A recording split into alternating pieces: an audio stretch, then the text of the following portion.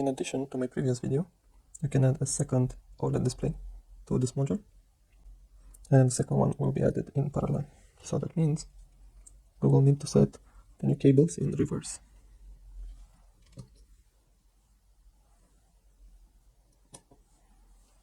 So this is the ground.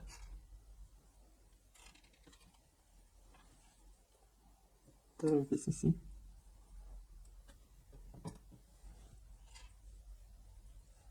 The ACL.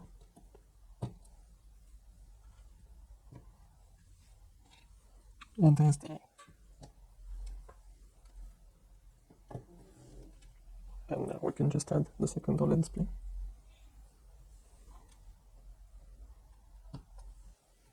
And both of them should work now.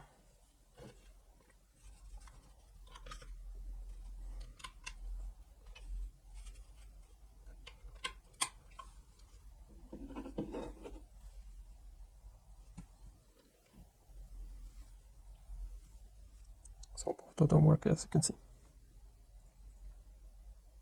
That's the same schematic. If you enjoyed this video, please subscribe to my channel.